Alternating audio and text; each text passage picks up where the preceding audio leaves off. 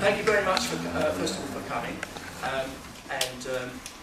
The Radio Hub was an idea, first of all, from the inception of going to Melton Mowbray last year and being involved with the I-103. And it's good to see Christine and Patrick here.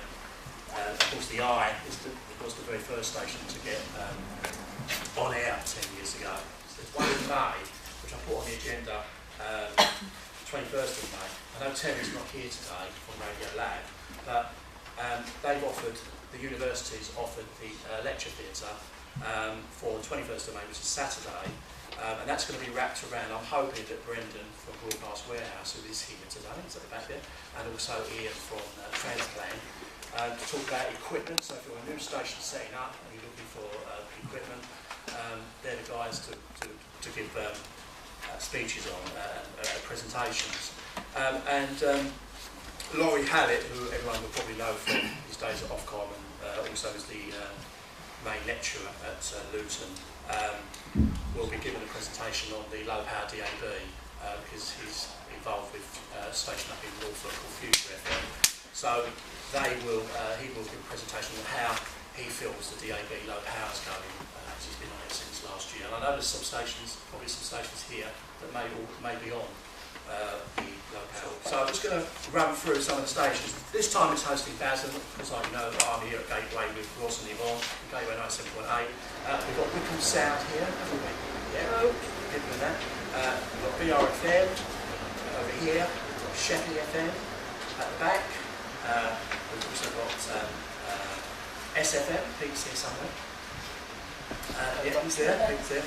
We've got Radio Labs presenting apologies, and Liz is here from BFBS, and as many of you know, BFBS, British Forces Broadcasting. BFBS in Essex, we've got Oxford, we've got Hampshire, we've got Dorset, we've got Wiltshire on the list. Express FM and Andover Radio, which I know that David's involved with. We've got Kevin's here from Prison Radio, Radio 10, we've got Angel Radio, Vibe 107.6, he's not here at the moment. Funky Essex, which is Miles and his team. Of course, Funky was one of the stations that were awarded a licence back in the summer last year, so they're waiting to go on there, which is great.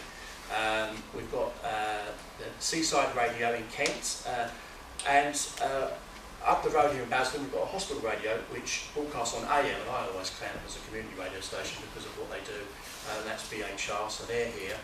And I know that there is, in Ashford, there's the hospital radio, which is a community station there. We've got Crystal Radio, Surrey Hills, yeah, Surrey Hills is here. We've got Bang Radio, we've got Susie Radio. Neil Mundy has sent his apologies, but he was due to come here today. Eugenia arrived yet? It's probably still on the motorway. Coastal Radio, Cambridge 105, which is Greg there. Hermitage FM, and we've got Sea Haven down near Brighton. The I we've already mentioned, and also our other partners. We've got Ian Hickling from Transplan, we've got Brendan from Broadcast Warehouse, Bill Best from the CNA, and also some of the other people that are coming on board in future radio hubs I know a lot of people are interested in programming. Alan Coote, that many people may use his piece that he does. He's on board, and also other organisations, PRS and PPL. I've asked to join, and also our friends at the DCMS and Ofcom have sent their best wishes for the launch. So today is all about seeing what we do. Anyway, Hermitage FM, it first came on air in 2009. It's located in a place called Colville. A lot of people don't even know where Colville is, but in Leicestershire, if I mentioned Loughborough, mainly because of its university, a lot of people know where Loughborough is. Loughborough is 8 miles away, from where we're located. A radio station and a coffee lounge. We had Carol on Radio. Now, I got into radio as a hobby with Carol on Radio, which was an internal hospital broadcaster. I very successfully took it to having 4 LPAM licenses, which it does hold to this day. It uses 2 frequencies on the AM dial, and I always felt very, very passionate about it. But the real bit for radio came with the start of Hermitage FM. Anyway, to try and get Hermitage FM on the grounds, the first thing that we did was find the cheapest premises that we possibly could in the centre of the town. After broadcasting quite successfully from the old premises for 4 years, we came across our next set of premises. We came across this particular piece of architecture. It's a 200-year-old cottage right in the centre of the town. In fact, it's in Memorial Square, which is probably the most prominent part of Colville. And it was originally owned by Stevenson, who's the guy who invented the steam trade and things like that, he being a Colville lad, of course. So these were the new premises that we decided that we would acquire. We would modify them to suit ourselves, a little bit of a sorry state, but what we did into this little exercise, which is Hermitage FM, right in the centre of the town. Now, the way that we actually fund ourselves, advertising is 11% of our total income, so it's relatively low. In fact, if I'm honest, if Ofcom turned around tomorrow and said, right, commuter stations can't use advertising anymore, it would be a hiccup, but it would not be a disaster from our particular point of view. The organisation is quite healthy. It does have several employees. I will tell you about them. But what we did, we took our old building, we spent £68,000 on it, which probably doesn't sound an awful lot of money for our part of the world, though. It is a fair bit of money to put together. And that is exactly what we generated. As you can see, we look into the square itself. The clock tower is basically in front of where we are. We've got a very large pedestrian square in front of us. And on a daily basis, we have a lot of people in coffee and things like that. And that is a business within the radio station that virtually supports the radio station itself. If you look inside the coffee shop, that's a quick view, looking from inside, outside. It's been built a little bit like the Costas and various other places. It seats 38 people in total at different places. It also has quite a large community meeting room, which is also part of our funding structure. In fact, we rent out our meeting room. The meeting room actually seats 30 people in total. It's got a very large screen in there. It gets used for many, many different things. There are some pictures that come with that. Sort of food we supply, things like that. We do a lot of afternoon teas. We've also gone for the quality market in food as well, so we don't fry anything or serve up chips and that sort of stuff. Everything is basically what you see. It's good food, and you know, we're doing quite well in selling them. We've also got a courtyard at the back of our property as well, which is also used for growing the business of buying and selling food. Also in our coffee shop, you will see that we carry advertising in a way that is not related to the radio. Now, there are 3 fairly large screens in the coffee shop. Whilst we've deliberately photographed these with our presenters on at this stage, there is also other advertising which goes off in there. It's controlled by a computer which is in the radio station, which is upstairs. And we sell advertising. We sell advertising on the screen. It's nothing to do with advertising on the radio, and it does work very well for us. There's us again, out with our mobile studio, and we're there at Colville by the sea. Nearest sea is 86 miles from where we're located.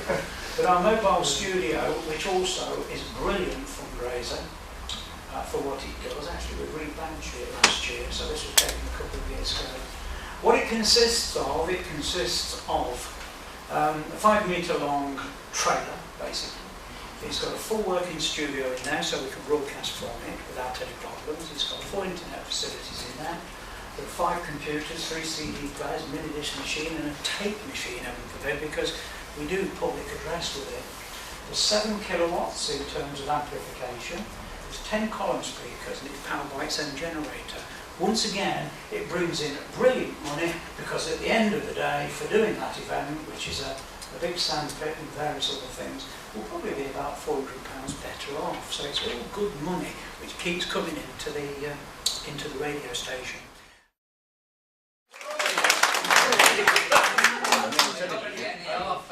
It's all going to be fine. So both of us, you probably noticed us pacing up and down. So I'm Matthew Lane, this is David Harbour. We're from Radio Response. To do today is to tell you just how unhealthily passionate we are about local radio and community radio, and particularly stations that have a strong link to their local communities, like all of you guys do. We know how much time you put in. We know that if there's one person sitting up till 11 o'clock at night doing the accounts before getting up at 7:15 to let people in, we know it's you guys. And we want to help. Sales team, but also somebody to do admin, and somebody to manage. It's really easy to find somebody to present a show about Northern Soul, for example. That's not a problem. But to find somebody who can consistently deliver an email newsletter or do a website, which post much is a really important part of a potential revenue stream for all of us. It's a lot harder. So David and I, we've now worked together for we've been speaking for 10 months, and we've been working together for 5 months. You may remember David's presentation at the Community Media Association. You're going to do a radio edit of that in a minute, a short version. Tell them who you are. Okay, so I'm David Harbour. I have 22 years experience in the radio industry. As Matthew said, I'm desperately passionate about radio and what radio does, not only for listeners but for local businesses and local organisations as well. I've been a licence holder or managing director for 7 commercial radio stations, some of which I've sold on when they were worth money, because they're not anymore. I have won Station of the Year. My logo's gone, I don't like that. I won Station of the Year for the NTL Awards. I've been a Sony Radio Awards judge, so even though we're talking to you today about revenue opportunities, commercial revenue opportunities for your radio station, I do come from a programming background and I understand the holistic way that radio stations are put together. I have watched with interest, or as Matthew may have said, in despair to a certain extent with what's happened to the radio industry in this country. I'll use Global as an example. They have homogenised and removed the things that radio could do extremely well, which is represent what's happening in your local marketplace. And I am passionate about local radio. Doesn't mean I don't disagree with what they've done. They were quite clever in kind of protecting that part of the radio industry by making everything come from Leicester Square. You know, I ran Plymouth Sound for a short while, and now the radio station doesn't even exist in Plymouth. It's based partly next to and partly in London, and actually that hurts. But what it does do is open up this kind of widening gap for smaller local broadcasters. And I see the majority of people in here as a radio station, which is their local radio station in Sittingbourne or Basildon, wherever it might be. A year or so ago, I adopted my first Radio Response in its current form client, which is a community radio station in Portsmouth. If you saw me at the CMA, you know that I'm about to bang on about it again to a certain extent, because it's worked relatively well there. Radio Response and I am basically an outsourced commercial manager for Express to go and sell their commercial inventory on air and online. In the first year of doing that, I increased their revenue by 928%. It's a lot more than that now, which is over £100,000 worth of commercial revenue.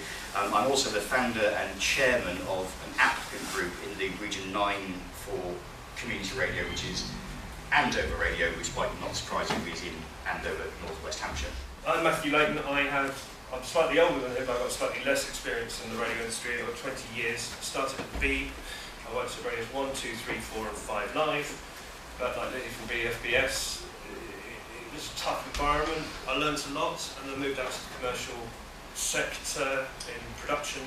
So I've got some account management experience, lots of USP content, and Advertel, where I was head of production in both cases. My career has mainly been in London, and it's a tough market. And actually, about 2010, I think, I hit a period of unemployment, and actually found it quite hard to get out of bed in the morning. And I got back on my feet by volunteering at my local community radio station, Bang Radio. I couldn't make it today, I apologise. And suddenly I had a place to be, my skills were relevant. I was helping other people, I was helping the organisation towards its aims, and I actually made some friends. So it got me back on my feet and got me where I am today. So I owe community radio a lot.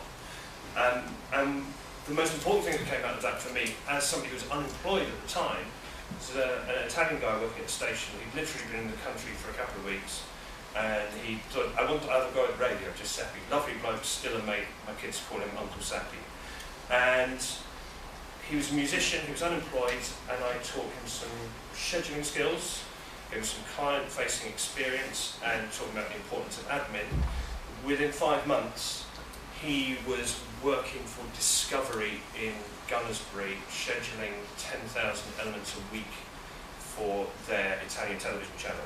And he's still there 4.5 years later, and he's now stepped up and oversees 4 channels of Discoveries, making sure the scheduling happens on time.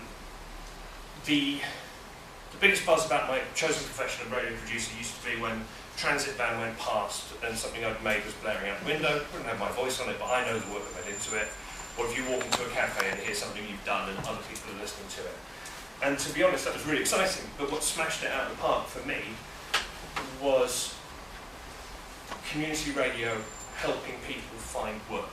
And I come at it very much from a social perspective and believe passionately in the positive force that is community radio. I then went on to set up my own project, which some of you may have encountered, which was Zone 1 Radio, set up in 2012 with a grant from the Mayor of London, Boris's volunteering arm.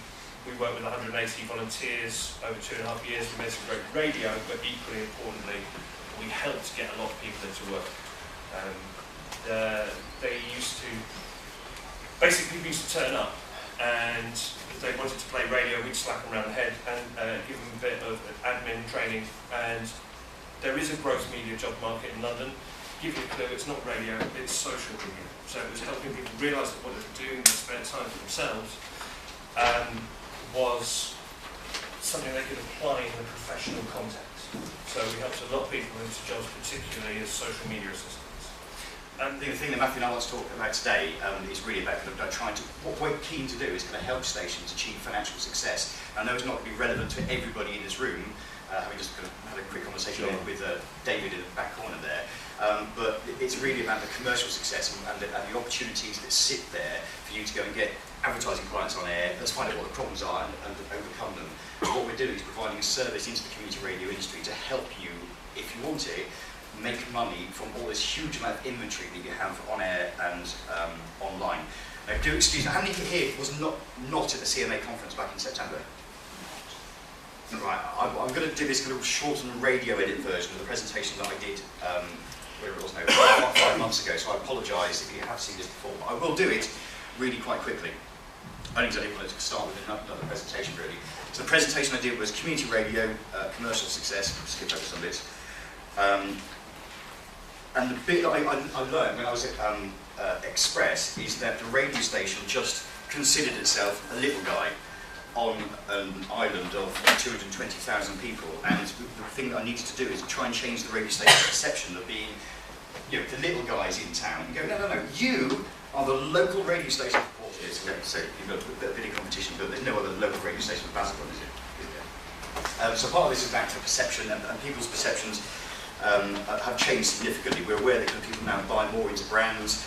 People do buy into heart, to a magic, to a kiss. So it's important that your radio station is seen as a powerful force in your local marketplace.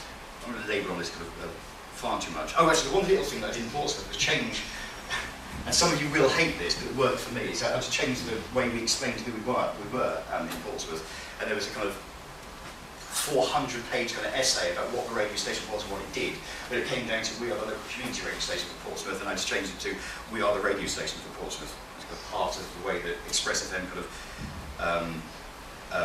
explained who it was. And about 9-10 months or so ago, we kind of changed 93.7 Express FM closer to you, which really didn't come across very well on the radio. It sounded a little bit too dirty, I think, to a certain extent. So we just changed it to passionately Portsmouth. This is who we are. We're a local radio station in Portsmouth. We're passionate about all the things that you're passionate about. And the on-air content of Express is not too shabby. I was going to play some audio, but I'm going to skip over it. I hope it doesn't. 93.7. Fine. This is the key figure. Just that kind of perception change internally and out in the marketplace. We didn't particularly do any particularly good marketing, but we did start the process of having more conversations with more people, and that in the first full calendar year is the increase in commercial revenue that we managed to achieve as a result. There were some other little bits that we did, so we created this brand. I think Passionate Portsmouth is quite a nice brand. We changed the on-air sound. It was trying to compete with Radio 1 and Capital on a musical front, whilst at the same time having information, for the WRBS in between it. So it just didn't work. You need to concentrate on what your marketplace needs. Where does your radio station sit in the marketplace? So, as Express FM released their independent audience research figures, and it worked like this. I employed a marketing agency to go and stick some local people in various places in Portsmouth over the course of the week to go and ask 376 people which radio station they listened to. So it was unaided recall of which radio station they listened to, and then there were more pointed questions about whether they listened to Express FM, etc., etc. The answer, incidentally, on unaided recall was 19.8% of Portsmouth listen at least once have listened at least once in the last week. That methodology was designed and is accredited by the University of Portsmouth, and here's the interesting bit. The first time we did this audience research a year ago, the Basildon station, Breeze, complained to Ofcom that on air we were claiming an audience figure. Now, we never related it to radar. You can't compare it to radar because it's a completely different methodology, an entirely different way of doing it. And Ofcom went through our methodology with a fine-tooth comb and said, that's fine. So I've got a system that already exists for audience research to go out into any marketplace in the UK that is accredited by a university that had nothing to do with community radio, and Ofcom like it. It's fine. So if anybody wants to talk about audience research or putting together something that the entire industry across the country can use, we've already got it. I think it's a really important thing, actually, if I just interrupt you here. So the bit that we're all conscious of, there are two restrictions put on the industry. You all know this in this room: 50% or one source of revenue, can't make more than 50% from advertising. We all think that is the harshest restriction on our sector. However, I've come to learn over the last 10 months of working on this stuff in quite big detail that actually Dom Chambers has got one for Summer Valley, and Future Radio have one as well. And that actually the problem we have is if we're going to look at advertising to national clients, we all need to be doing it the same way. So I'm sure we will come to some agreement at some point, but David's methodology is good, and obviously the one that I'm going to back. But at the same time, if you want to start advertising, if we want to try and open up some national advertising opportunities, we've got to all have the same infrastructure. Yeah, I think yours is great. It's one of the ones out there. We hope you adopt it. Charging for things, that was it. So quite a lot of stuff. And this is the same in commercial radio as well. And that's if I wanted to sell my advertising at £9 spot per commercial, how the hell do I get it to 12 at that point? So in my stations, I've always had to be really resilient by saying, it costs this much. I think John does this really well. John was great at that. So I've always said, it's £9, because if I then want to increase the price later, it's really tough. Why am I going to pay 33% more? Well, actually, after you've been with me at £9, it's fine because you know it works and therefore there's value in it. But if you've been giving stuff away for free, you've almost devalued your product. the person next door knows that they can get it for free, and actually it's just this endless kind of spiral. So, you know, trying to make sure and being, you know, resilient about kind of not being convinced into doing stuff for free when you know there's value in it. Say it's 400 quid, and I'd rather happily turn down money for 6, 9, 12 months, a bit painful, and still have people then come to me but saying, no, it costs this amount and stick to the price. Yeah, well, I'm Bill Best. I've worked for the CMA since 2000, November 2000. And I worked, at the time, I was working in HSBC Bank. I was an operations analyst, working on the mainframes, and very boring. One day would blend into a week, and weeks would blend into a month, and just doing the same kind of thing. And a friend told me about an opportunity to volunteer for a community radio project. Didn't know anything about community radio, but went along, absolutely fascinated with the concept. I did a number of shows, ambient chill out sort of set in the early morning and some ska music on a Friday night. And this operated from a caravan, just a really small caravan in the local park. It was an RSL for Sheffield Live, their first one. And I was just so impressed with the professional quality of the output, what they could achieve on a shoestring budget. I wanted to stay close to the project and wanted to help out in any way that I could. And after a few months, a job came up as the IT manager, and I applied for that, and I've been there ever since. About the CMA, it was established in 1983. We are the UK representative body for community broadcasters. We are your trade union, I suppose, your trade body. Most of the work we do is with community radio, but some members do local and community TV. There are 3 community TV stations in the country: Estuary TV, Sheffield Live, who's got the radio station as well, and Northern Visions in Belfast. A number of internet-based community broadcasters and some community filmmakers. 2 are on our board, which is called the CMA Council. I think this is our mission statement. We are committed to promoting access to the media for people and communities in order to achieve positive, lasting social change. And our vision is to enable people to establish and develop community-based communications media, it's a bit of a mouthful that is, for empowerment, cultural expression, information and entertainment. And we try to represent your interests as best as possible to the government, to the rest of the industry, and to the regulatory bodies such as Ofcom.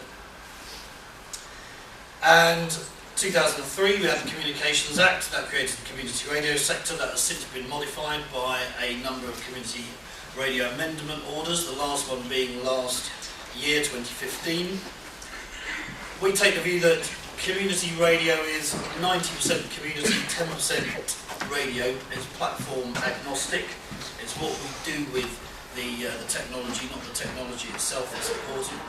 As we know, there's over 260 licensed stations across the UK currently, some working within private communities. All of them have got a remit to deliver social gain. That is in the 2003 Act, to deliver social gain and community benefits, some of which are training, volunteering, employment, people's voice, democratic engagement, that sort of thing. Community radio, as we all know, is in and part of the community. Media is the hook, and building on your local knowledge and contacts, your stations, the hubs of the community, and it's run by and for audiences that traditional advertising doesn't reach usually. And there's an excellent analogy or quote from Pippa from Wickham Sound, who's at the back, that Pippa has come up with this. She likens big radio, that's BBC and the big network stations. They're like the juggernauts that go up and down the country. They're limited to the big motorways, the major highways. And community radio is like the delivery vans and the village bicycles that get into all the little nooks and crannies and off-piste, into the little roads and into the communities to reach the audiences. And I think that's a really interesting and powerful analogy. And then what do we do as a sector? Well, what do you guys do as a sector? As we all know, is you're a trusted medium, local, flexible, Broadcasting in a number of community languages. I think Lowell said his station broadcast in 28 languages, maybe. Promoting intercultural, intergenerational dialogue, bringing different communities together, finding common issues between them, promoting local arts, news, events, bringing people together. Looking to the future, migration of the BBC, possibly, some stations there, maybe some commercial stations. Hopefully we'll free up some FM spectrum. I'm sure Ian knows much more about this than I do at the moment. You don't want to start me on that, not Yeah. I won't. We'll have the results of the small-scale DAB trials later this year, the technical trial, which has been located in 10 areas, so that will be very interesting. So opportunities there for broadcasters to get on digital in a low-cost format. This is hot off the press just this morning, talking to Ian via email, that Ofcom intend to undertake an internal review of their analogue radio technical policy and processes around licensing, basically. Possibly looking at fast-tracking license applications of merit and reviewing frequency availability as well. So that is coming up. I mean, that is, as I say, that is news that I just got an email about only this morning. We're also looking at how we can get more collaboration between our sector and the blogging community, the hyperlocal mob, who seem to be getting quite a good press coverage and good links with the BBC, so we need to make sure that we're aligned in there as well. It's feeding into an organisational review. We got some money from NCVO to do a review of the CMA and work out how best we can better serve your needs, and also how we can take those needs to the various stakeholders that I mentioned earlier. So we'll present results of our survey and our review at the conference, which is, this is another scoop that I'm presenting here today, hot off the press.